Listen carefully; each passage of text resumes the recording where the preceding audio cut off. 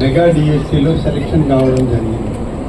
వారందరికీ గౌరవ రాష్ట్ర ముఖ్యమంత్రి శ్రీ నారా చంద్రబాబు నాయుడు గారు, అలాగే గౌరవ హెచ్ఆర్డి మంత్రి గారైనటువంటి సోదరులు నారా లోకేష్ గారి సమక్షంలో విజయవాడలో పెద్ద కార్యక్రమాన్ని పెట్టి వారందరికీ కూడా ఆ రోజు ఆ యొక్క పత్రాలను జారీ చేయడం జరిగింది.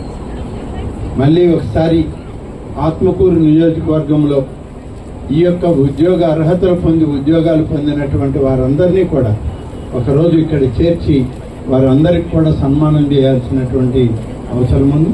తప్పకుండా వారందరినీ గుర్తుంచుకొని అందరినీ చేర్చి ఒకేసారి కేవలం మెగా డిఎస్సిలో సెలెక్ట్ అయిన వాళ్ళ వరకు వాళ్ళందరికీ సన్మాన కార్యక్రమం. ఇది రాష్ట్రంలో ఎన్నికల సందర్భంలో మెగా డిఎస్సి పెడతామని చెప్పి ఒక నిర్ణయం ఆనాడు కూటమి ప్రభుత్వం ఆనాడు చెప్పడం జరిగింది.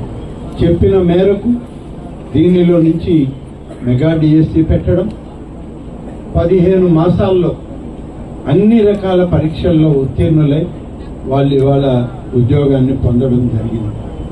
అంతేకాదు ఆ ఉద్యోగం ఊరికినే రాలేదు. వాళ్ళకి కష్టపడి చదివి పరీక్షలు రాసి సెలెక్ట్ అయ్యి ఉద్యోగం చేతికి వచ్చే రోజు కూడా వాళ్ళ మీద హైకోర్టులో పిటిషన్లు పడ్డాయి. 150 కేసులు వచ్చినాయి దానిపైన. ఈ 150 కేసుల్ని రాష్ట్ర ప్రభుత్వం సమర్థవంతంగా ఎదుర్కొని ఆ కేసులన్నిటికీ పరిష్కారాన్ని కనుగొని హైకోర్టు న్యాయమూర్తుల యొక్క సలహా మేరకు ఆ 15,900 మందికి పైన నియామక పత్రాలని ఆ రోజు విడుదల చేయడం జరిగింది.